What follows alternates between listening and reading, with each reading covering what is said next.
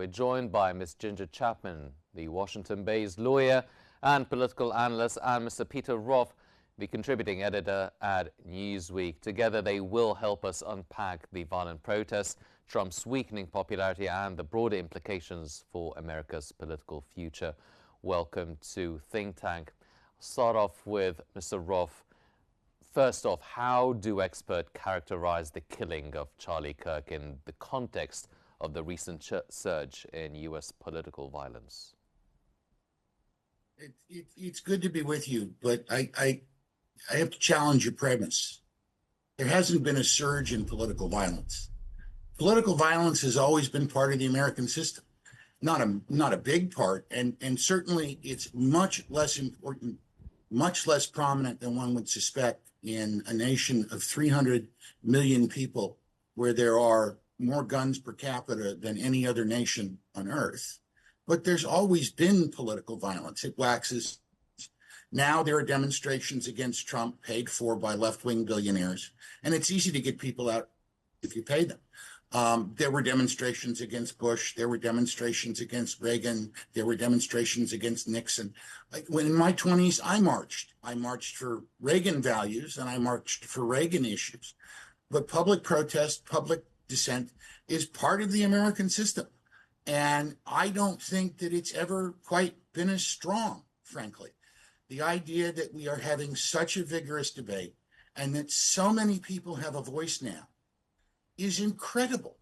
And the fact that things remain structured within the system. And yes, we are testing consistently the constitutional checks and balances that were gifted us by the founders to protect our individual liberty and our right to free speech and conscience. The fact that those checks and balances are being vigorously tested is a good thing.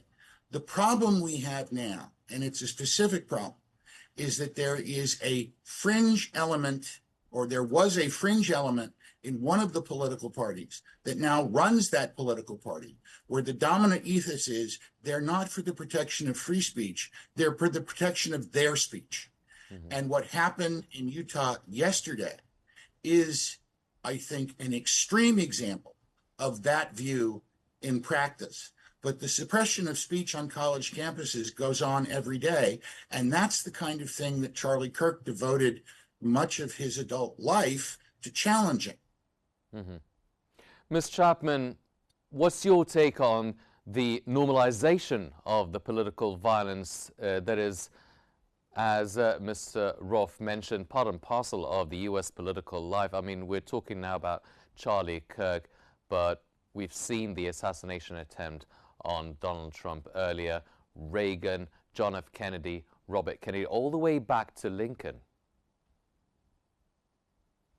Yes, well, first, Mr. Haney, thank you for having us today, and greetings to your viewers and to your other guest, Mr. Roff.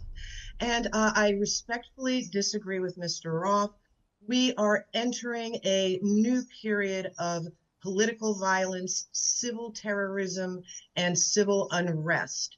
In fact, Charlie Kirk himself predicted months ago that he could be the target of assassination. And he also pointed out that in America, we are entering a new period of assassination culture. And as you noted, not just the 2 assassination attempts on President Trump's life, the 2 that we know about, but we are seeing a shift from the 1960s, 70s era protests where people would march peacefully. Yes, there was always an element of violence and wrong, but we're entering a new era where this is a systematic escalation of civil violence. As Mr. Roff pointed out, many of these protesters are paid.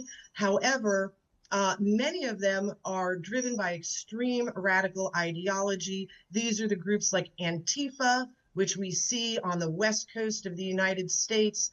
For example, Oregon, they've had them in a state of constant political rioting and protest.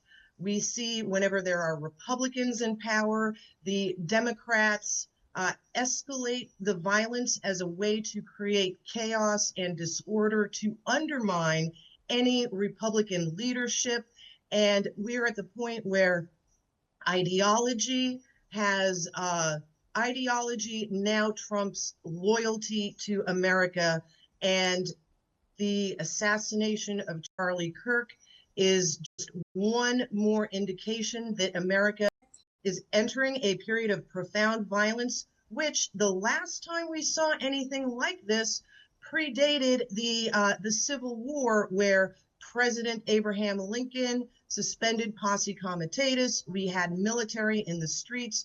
We see this happening again. President Trump is trying to restore law and order, but we wind up with military on the streets in Los Angeles, in DC, perhaps in Baltimore and Chicago. We also see an era of might makes right on the part of our administration. This is exemplified by our strike on the small boat off the coast of Venezuela. It's still unclear who was on that boat, but we are seeing a pattern of escalating violence from the Democrats, from radical groups like Antifa, from paid protesters. At the same time, we are seeing the voting populace call for a crackdown on law and order. We see Trump trying to restore law and order. He perceives this as a criminal problem. However, the criminal problem is becoming tied in with the political violence. The truth is, during the COVID years, we had a rapid increase in violence in this country. It was masked because the Biden administration had the FBI change their reporting of crime. So many major cities, LA, New York, Chicago, Baltimore, they were left out of Biden's crime statistics. So our criminal violence is off the charts. It's much greater than what's being reported through the FBI. And now we are seeing this escalation of political violence. We are only 7-8 months into the Trump administration. But if it's anything like his first administration, we will see Democrats, left-wingers, progressives mobilize their troops, promise them bail if they're arrested. So we are seeing an escalation of political violence in this country. The new term is civil terrorism, and this is what we're seeing, and it's more complicated by the protests over our foreign policies. So Yes. We're entering a very dangerous time. Mm-hmm. Well, Mr. Roff, what do you think are the main ideologies or the main motivation for the political violence or civil terrorism that has been observed in the U.S. since the early 2025? I mean, we're talking about protests against deportations, what's happening in Palestine, and how does Kirk's death fit into them, especially that he was actually shot during, while answering a question regarding the Second Amendment, which has been a major debate in the U.S. Administration across the years? Well, first of all, let me say, while I appreciate Ms. Chapman's respectful disagreement, it's not necessary. Disagree with me disrespectfully if you want. I'm a big boy. I can take it. Words don't hurt. And you know what? I will defend to my death your right to say it, because we live in a free speech country with a free speech culture. And there are people, particularly administrators on college campuses and professors, who refuse to recognize that. So it gets bottled up. Again, I don't see things getting worse. I see things getting better. We are confronting problems that ought to have been confronted a long time ago, but we made excuses for it. And the dominant culture, the people that establish what the national narrative is supposed to be, of which I am not part, talked about safe spaces and triggering and understanding, because, again, they don't believe in free speech, they believe in their speech. And that's the principal problem. If you want to talk about crime, crime is an exemplar of the divide in this country, which is now not a divide between red states and blue states, but it's red states and blue cities. And look at who runs the blue cities. And they can't handle the crime problem.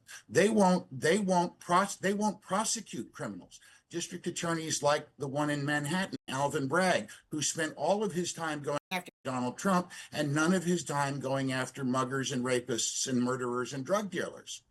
There's a hands-off approach to prosecuting crime because we've told a lie that Black people are unfairly prosecuted, disproportionately prosecuted for crimes when white people are not. And the racial sensitivity of that has led to inertia. Crime is not being addressed. That's a big problem, but that's a problem that rests largely on who? The Democrats who control the big cities. This is what the data shows. You can't argue against this. And so Donald Trump going to the extraordinary lengths to use the National Guard in places like Washington, D.C., where the crime numbers have dropped dramatically.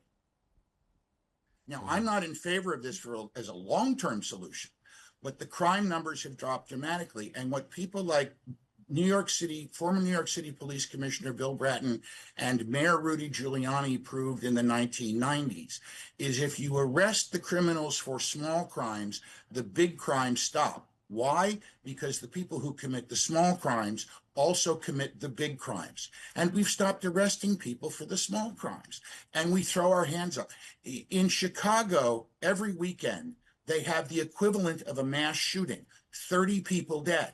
And the mayor refuses to do anything about it. So when the president of the United States says, okay, we're going to send in the National Guard to restore order, the mayor and the governor tell the police not to cooperate with the National Guard trying to bring civil order to the streets within the confines of everybody's constitutional protections. Mm-hmm. That's obstruction of justice. But more than that, it's madness. It's madness. Well, Ms. The people who are running the Democratic Party today are insane.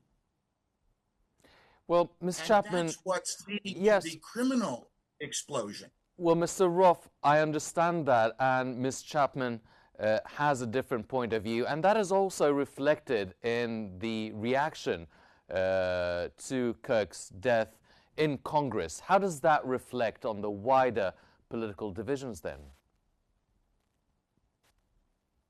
Yes, well, Mr. Haney, if that question was directed towards me, yes. I do agree with Mr. Roth that what we are seeing in our country is madness. And the criminal violence is not just criminal, it is part of a strategy of sowing unrest, chaos, and disorder in this country. I agree it's largely coming from Democratic policies to have no cash bail, so criminals are released onto the sidewalk back into the public. Please note, this is a strategy that Chairman Mao did in his Great Revolution. His Great Leap Forward. He released criminals onto the streets to terrorize professors and to terrorize the everyday population. This is a strategy that Adolf Hitler conducted in Germany. He also released criminals into the streets. This is a tactic to create a sense of fear and low-grade terror among the general population, and that is what's happening in America today. And the criminal violence creeps into the political violence when we look at specific acts. For example, the young man who was white, Mangione, who shot the insurance company healthcare executive on the streets of New York last year in cold blood, walked up behind him, shot him in the head. He had 2 sons. He was also a young father, just like Charlie Kirk. And we also saw the Democrat radical activist who went to the baseball game between Republicans and Democrats and shot a bunch of Republicans, put Stephen Scalise, one of the representatives, in a wheelchair permanently. Senator Rand Paul was attacked and beat up. So we have Democrats using the cover of this constant increasing street violence, criminal violence, as a cover for increasing political violence. And yes, Trump is sending the National Guard out on the streets. This is not a long-term solution. They have different rules of engagement than law enforcement, so they are not equipped to handle violent crime. Once again, the rules of engagement, how they can interact with civilians, whether they can conduct arrests, stops, search and seizures, things that law enforcement can do. And this just shows the chaos that America and our administration is in. And this is because the American people, especially Trump's base, his America First voters, we see that President Trump is putting all of his attention on foreign issues that we want resolved with the foreign issues are a completely different topic. The American people are extremely unhappy there. We would like to see Trump extricate himself from these foreign entanglements, not be dragged deeper into foreign wars, and focus his attention here at home because America is in a disarray. Our violence is off the charts, and Trump needs to fulfill his campaign promises and fix things at home because this increasing violence is becoming untenable. And it won't be like the Civil War where the North lined up against the South. It was very clear, as Mr. Roth pointed out. We have red states with blue cities in them, and we have some blue states with economic powerhouses, red cities in them. So a civil war is not going to be a neat lining up of North against South. Our neighborhoods, our people are intermingled. And so what we will see is what we see now, unfocused civil terrorism, increasing political violence, and this will come to a head. Many people wonder if we are even going to make it to another presidential election. Our military and economic and analysts say the next few years do not bode well for America's law and order. The midterms are right around the corner. 2026 could get very, very volatile with civil terrorism if we do not address it now. We'll get to that a little bit later. Now, Mr. Roff, you've mentioned earlier that you're no stranger to marches or protests a while ago. So using your experience, how do the protests and polarization impact the U.S. governance at the federal and local levels then? It's a way to vent. It's a way to make a point. I never saw it as anything more than that. When I put on my soft shoes and my jeans and grabbed a sign and went out into the streets, I was making a point. And I was doing it not just to make the point for the people around me, but to make a point for the cameras that I hoped would be there. And that's what some of these political protests are about. They're about intimidation. But, you know, I can't begin to dissect what Ms. Chapman just had to say for the errors of fact that she made, starting with the fact that Steve Scalise isn't in a wheelchair. He uses crutches sometimes, but he's not in a wheelchair. He was shot. He almost died, but he's not in a wheelchair. And now he's the majority leader of the U.S. House of Representatives and is a cheerful, happy warrior. The upcoming elections are not threatened. The next national election is not threatened. The democratic process is intact. It would be better off if we took more seriously the problems of voter fraud, the problems of people who manipulate the process to get votes into the system that don't belong there. But the democratic process is strong and will continue to be strong. Been strong through every national crisis.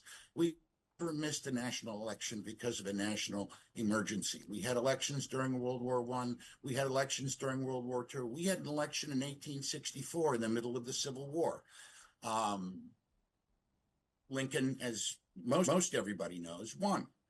But all of that is different from what happened yesterday to Charlie Kirk, which, as the evidence unfolds, is clearly a targeted political assassination.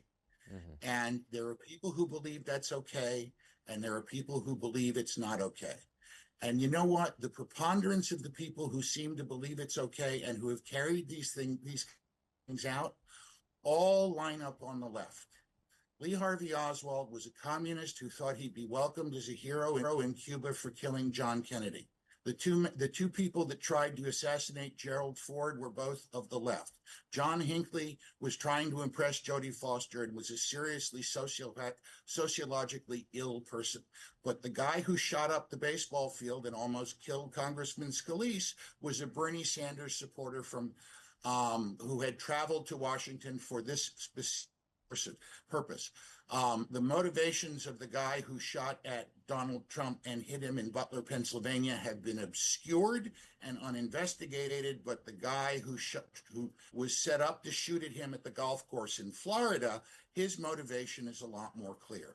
They believe, there are people who believe in political violence, and where the right has fallen down in defending itself is over the years, we have been willing to acknowledge, or we have been quick to acknowledge, that these are acts of madness that don't have political motivation, and that we shouldn't blame the entire progressive movement for what crazy people do. But you know what? When crazy people on the right do things like they shoot an abortion doctor, every conservative gets blamed. Every conservative gets asked about it. Every conservative is expected to have an opinion. And if they not only don't condemn the shooter, but the pro-life cause that the shooter believed they were intending, they're bad people. Mm-hmm. There's an imbalance, and it's an imbalance that is magnified by the people who are supposed to be neutral, like me, and explain to the American people what's going on so they can make up their own minds. And that's why I think, in part, our democracy is so safe right now, because of the proliferation of ways that now exist for people to communicate their ideas. I'm talking to people right now halfway across the world who have an interest in American politics from the den in my house. That wasn't possible 10 years ago. Mm-hmm. Well, but I can do that now. Yes. Well, and that's why our society is so strong and robust. What do you think about that, Ms. Chapman? Is the American democracy safe? Do you believe American democracy is in danger, or can it emerge stronger from this situation? What are the prospective impacts of these protests then on upcoming elections, as you've mentioned? Well, first, Steve Scalise was in a wheelchair after he was shot. I'm happy that now he is able to use crutches. And the implications for the long-term prospects of America, one thing Mr. Roff overlooks is that in the past, both parties had a vested interest in keeping the United States unified, the United States of America. Now we see that there are groups whose interest is not in keeping America unified. They wish to attain power for themselves. They do not care about the long-term well-being of this country. We see financial groups that are engaging in asset flight, and the long-term prospects for this country, we do have groups that want to disrupt our normal political order. We have groups that say if they cannot be in power, they will just as soon burn the country down to rule over the ashes. And our economists are saying that we are on very shaky financial ground right now. As economic pressures get worse, that will deepen the social divisions and the divisions between the red states and the blue states. And once again, our midterms coming up in 2026 is going to be where a lot of this plays out. President Trump's record, both domestically and foreign, will be on trial at the midterms, and this will all be against a backdrop of increasing political violence to get their way. We see groups, a great example is the controversy over the transgenders. In fact, yesterday when Charlie Kirk was shot, there was another school shooting on the same day. 3 people were shot yesterday in a school. And this did not make the news because of the high-profile nature and the long-term political implications of Charlie Kirk. Mm-hmm. So what we are seeing is a backdrop of increasing violence. I do not blame the guns. This violence takes many forms, using many objects. So this is just a generalized, chronic increasing violence. I do believe if more people were armed in this country, we would see a lot less violence. Our Second Amendment is the only thing keeping us away from total anarchy, but this will increase. Yes, and that was the last debate Charlie Kirk had before he was shot. Ms. Ginger Chapman and Mr. Peter Roff, thank you very much for your insights and analysis.